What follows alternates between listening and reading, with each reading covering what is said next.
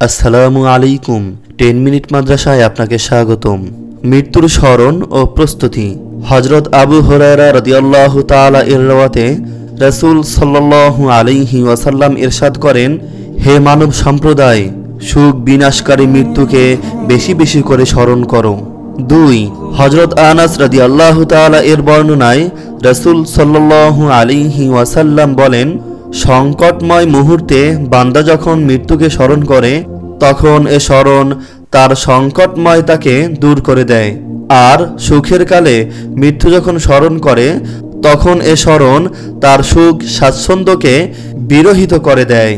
3 হযরত ওমর রাদিয়াল্লাহু তাআলা আনহু রিওয়ায়াত করেন, রাসূল সাল্লাল্লাহু আলাইহি ওয়াসাল্লামকে জিজ্ঞাসা করা হলো, হে আল্লাহর রাসূল, সবচাইতে বুদ্ধিমান লোক কে?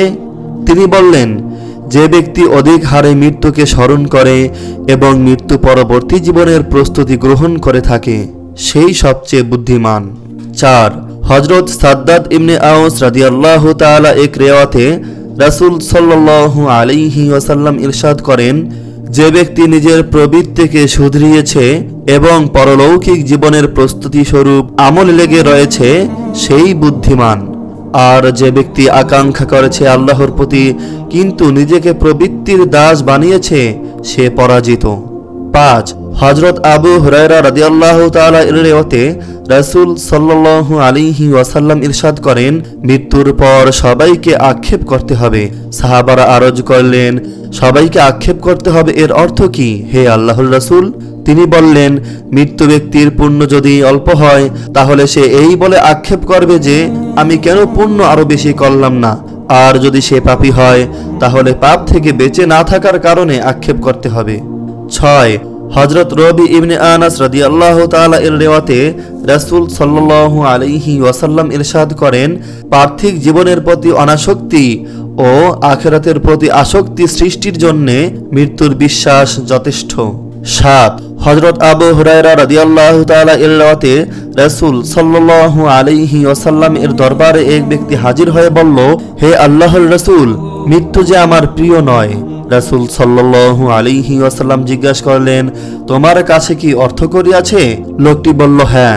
তিনি বললেন, এগুলো অগ্রে প্রেরণ করে দাও।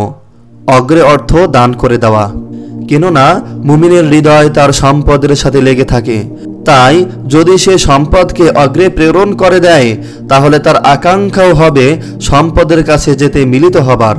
অর্থাৎ কেউ যদি সম্পদ দান করে তাহলে আখিরাতে আল্লাহ তাআলা এর জন্য বিনিময় রেখে দেন, আর এই বিনিময় পাওয়ার জন্য মুমিন ব্যক্তির অন্তর ছটফট করে।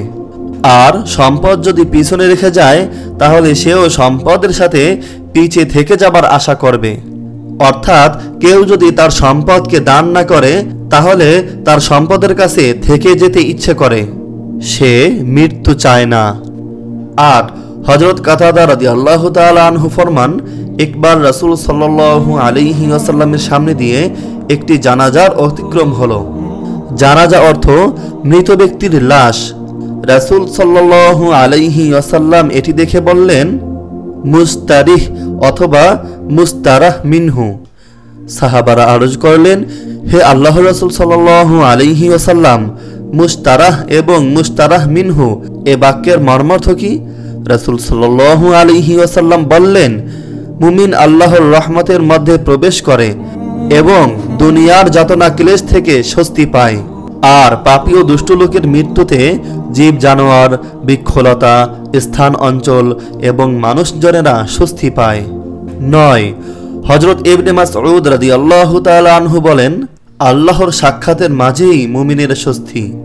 10 হযরত মাইমুন ইবনে মেহরান রাদিয়াল্লাহু তাআলা বর্ণনা করেন, তোমরা সৎ কর্মের সাথে লেগে থাকো, অথবা পূর্বে যে সৎ কাজ করেছো সেগুলোর স্মরণ অব্যাহত রাখো, কারণ এতে মৃত্যুর সময় সহজে আত্মা বেরিয়ে আসবে। আল্লাহ তাআলা আমাদের সবাইকে মৃত্যুর প্রস্তুতি গ্রহণ করার এবং ঈমানের সাথে মৃত্যুবরণ করার তৌফিক দান করুক। আমিন।